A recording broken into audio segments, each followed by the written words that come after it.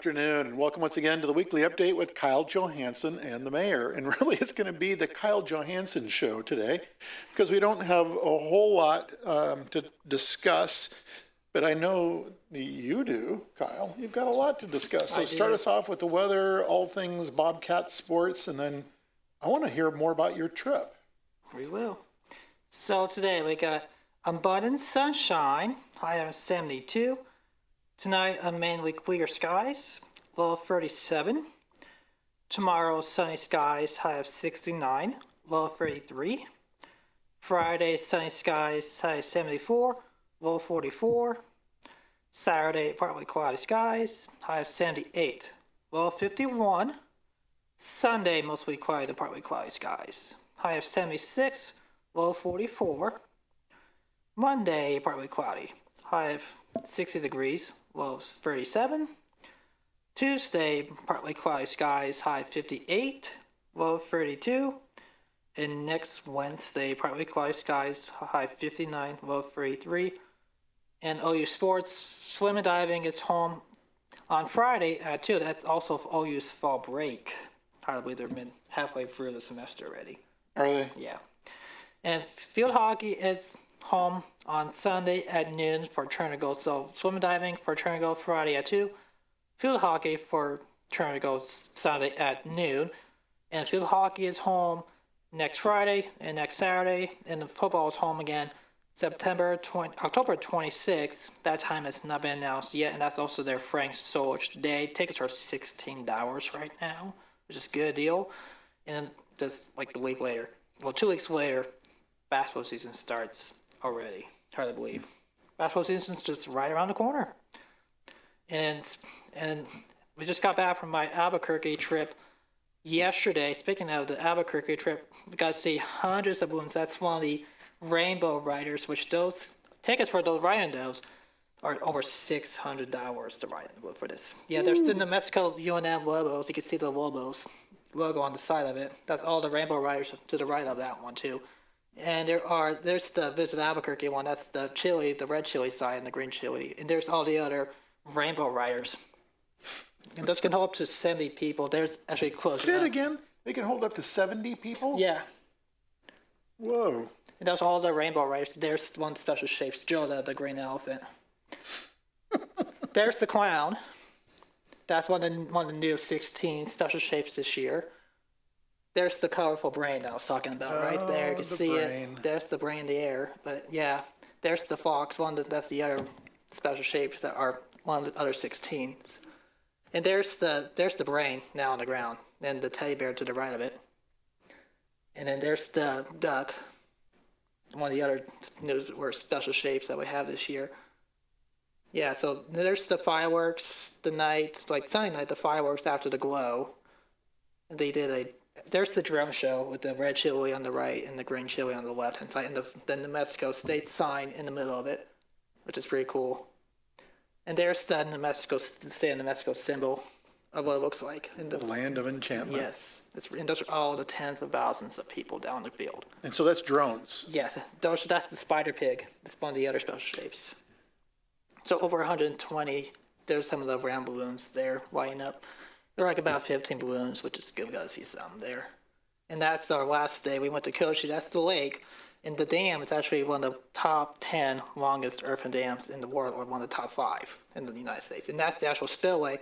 The other side is the lake, and that's the Rio Grande River coming out of the actual lake. It's actually a man-made lake, a controlled dam, which is actually called a flood control dam, because they built this back in the 70s to protect the city of Albuquerque, but this is also for the irrigation dam, because usually in the spring, this is usually called the off-season time, because they usually lower the spillway down, but the lake's still pretty good. This is like 40 to 50 miles northeast of Albuquerque, just between Albuquerque and Santa Fe. That's where Kochi is. So Kochi is actually, it was built in the 70s. It's actually really unique place, and there's a campground right there. It's a town called Kochi, and there's an apple orchard there called Dixie Apple Orchard. Until 2012, they had a major fire, and then like 2 months later, they had a bad flood that wiped out that apple orchard. We did found one only good apple to eat. Everything else was gone.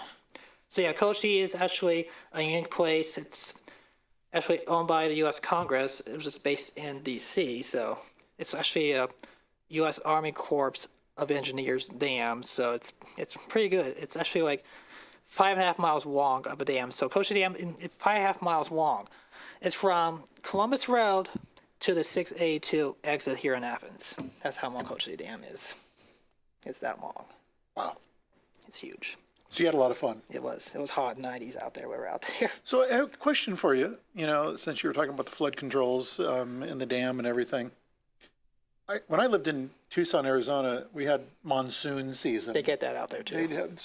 They call it the same. It's the monsoon season in New Mexico. Oh, yeah. And don't forget your thing that I brought you back this time. I won't forget it. I should probably show this on camera. So this is a really nice balloon pin that Kyle brought back for me. So thank you, Kyle. You're welcome. And then you're sporting a really cool hat too. I got it. It was all Saturday morning. Saturday morning. And you just got back last night, or yesterday afternoon. Yesterday afternoon. Well, welcome back, Kyle. Glad you were able to make it back here. Again, I don't have a whole lot to share today. The main things that I want to touch on are leaf collection, which I'll get to in just a moment because that will start next week, October 14th. But before we get into that, I want to kind of echo this, that the government channel has already kind of pushed this out, and it has to do with deer hunting season. Yeah, that's right. Here statewide, but also now that we authorize or allow for hunting in designated areas in the city of Athens, that it's good to be mindful about the deer hunting season. Hiking during the season can be a rewarding experience, but safety should always be a top priority for individuals, to ensure a safe outing. Please wear bright, visible clothing. Wear a hat that is, the orange hats or an orange vest or whatever, so that you're not mistaken. Stick to well-marked trails. Don't venture off the trails into the deep foliage areas because hunters may be out there, especially areas where there's low visibility. Just make sure that you are very visible when you're out there. Stick to the daylight hours. The hunters are going to be out early in the mornings or later in the evenings. So just be mindful that with the season that we have this year, with the authorization of not a large number, with 1 or 2 hunters per designated area here in the city of Athens, that there will be bow hunting. It's not rifle hunting, bow hunting here in, again, designated areas. Leaf pickup, as I mentioned, it will start next week. It's going to start in Region 1 or Zone 1, rather, Area 1, whatever we're calling it, zone, region, area. Number 1, which is largely on the west side of the city and up in the northern quadrant. And it will run that area through the 18th in round 1. Then it'll go up to Area 2, which is the west side, Highland, Congress area, University Estates, uptown neighborhoods. And that's going to be the 21st through the 25th. Then it'll migrate into our neighborhood. That's right. So it'll be Area 3, which is It's the next page. primarily the south side of the city. Yep. Blackburn Hills neighborhoods. And that'll be the 28th through the 1st, and then it goes through and recycles again 1, 2, and 3, and then it'll do a third sweep around the Area 1, Area 2, and Area 3, and then the final one will be anywhere that needs to be finalized. That'll be December 16th through the 20th, and it's probably worth mentioning holiday tree pickup. That is something that will happen the day after Christmas, so the 26th, and will run through, I believe, the end of January 31st, to where that'll be the last of the holiday tree pickup. I would recommend that you not just drag your tree out to the curb, but instead call ahead to Engineering and Public Works, and they will get you on the schedule to where they drive through and pick up the tree.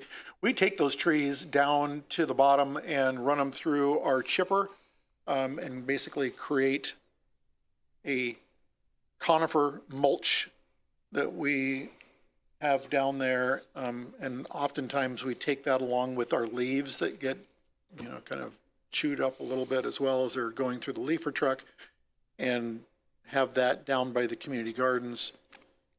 We do reuse all of that organic material.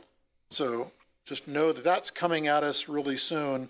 I'm going to mention this as I typically do, just as one final time. Probably we're not going to mention this again for the remainder of the year. We'll talk about it again, but it's getting people to use Nixle. Knowing what is happening right now in Florida with Hurricane Milton, That's great. which is going to wreak major havoc. It already is with tornadoes and waterspouts that are happening in that area. But Nixle is great because it'll give you real-time alerts when it comes to natural disasters, when it comes to safety issues, things relevant to the schools, criminal activities, so on and so forth. Download it. It's free. You can sit there and text our zip code, 45701, to 888777 and download it. You can customize it to whatever you want. And the other thing I want to mention is the Athens, Ohio City Source app. It too is free. You can find this at Google Play or the Apple App Store. And this is one way that you can be a proactive individual in our community to sit there and report things that you see, whether it's potholes, whether it is nefarious activity that you think is going on, whether it's litter, trash, dead animals, kjarn that we have on occasion out on the city streets, roadways, byways, and report those to the appropriate department here in the city of Athens, and we will address it ASAP. And when I say that, you will get a response within an hour of logging something, and then you will get updates on actions taken if it's necessary for what you have just reported. So, Kyle, it's good having you back again. I'm here for quite a while. I think my next trip will not be until second week in November.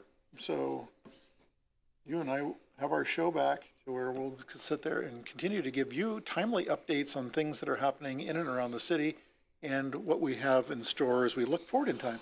So thanks for joining us. Kyle, welcome back again. And please join Kyle and I next week for the next installment of the weekly update with Kyle Johansson and the mayor. Take care.